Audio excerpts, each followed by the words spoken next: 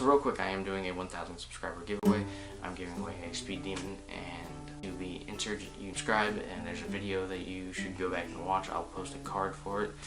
And I am supposed to be out kayaking on Saltwater Day, but I am in South Georgia, and as some of you guys may know, we're supposed to get like snow and stuff, which isn't a big deal. I don't care, but it is a high risk of flooding, and I don't want to be out on a 10-foot kayak in a flood.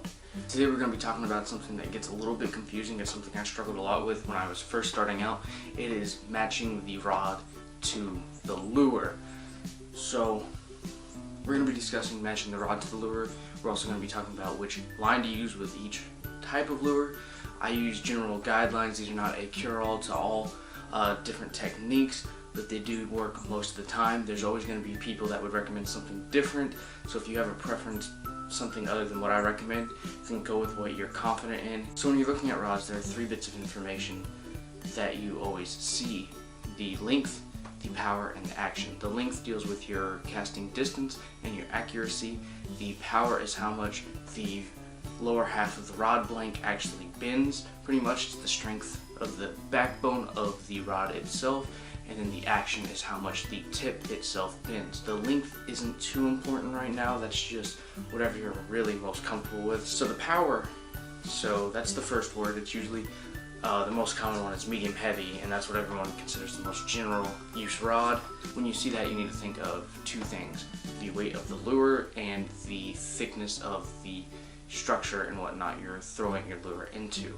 So if it's a big like punching rig that weighs 1.5 ounces, you're going to want a heavy or an extra heavy. If it's like a 1/16 ounce jig head or something like that, you're going to want a light, because it doesn't weigh much at all, as where you're going to be throwing a punch rig into the thickest grass you can find, and it also weighs a lot, especially for a bass rod. The third item is the action, and that's how much the rod tip bends. If it's the top quarter to the top half, that's what it's discussing. So that's basically the 3 aspects that we're going to be looking at today. Let's start off with the lightest to the heaviest. So if you're throwing finesse, I recommend a medium, light, fast action. You do need a medium light to throw those really light setups. Drop shots, you usually throw like 1/16 ounce. You can throw jig heads, crappie jigs.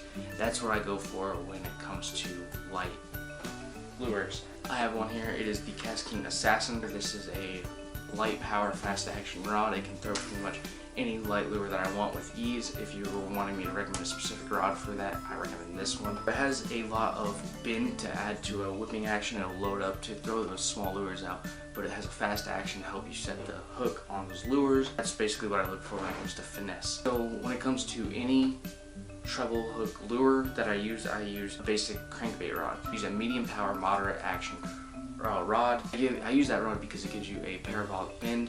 When you set the hook, it'll bend throughout the entire rod, make almost like a U shape. That gives it a lot of ability to keep pressure on the hooks at all times. It makes it really hard for the fish to shake the lure, which is known to happen with crankbaits. If you're throwing bigger crankbaits, just bump it up to a medium heavy action and you'll be fine. That's pretty much the general idea between the treble hooked lures. Not just crankbaits, but you have the top waters too. Anything with treble hooks, I will almost always go with that type of rod. It's just a general rule, so you got your finesse and your treble hooks out of the way. Next up is any single hooked lure that I would use. There's a couple of cases which I'm going to state in a minute. For the single hook lures, I use a medium heavy fast action.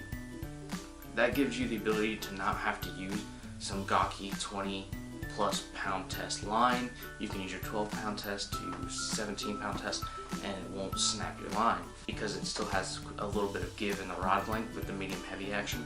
Plus it'll give you the ability to throw a little bit lighter jigs. It's also a fast action because you don't want a lot of give in the rod to set the thicker wire gauge on a jig or some offset worm hooks. You want to be able to really lay into that hook and make sure it gets through that fish's mouth. That's the general idea with your single hooked lures like Texas rigs and jigs. Now the outlier of this is when you want to use a heavy or an extra heavy is when you're doing something like frogging or punch. You need a rod that can really take the abuse and just be able to perform. So you want a heavy to extra heavy.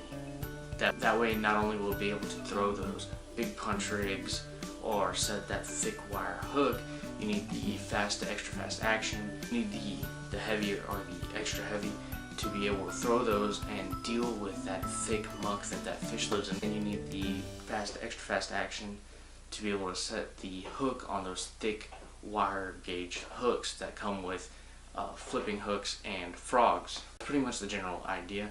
I covered finesse, treble hook baits, single hook baits, and then your heavy stuff. Other than that, I hope you enjoyed the video. I enjoyed making it. If you did, go down there and hit that like button. While you're down there, hit that subscribe button because I am doing a 1,000 subscriber giveaway, and I will see you guys next time I post. Yeah.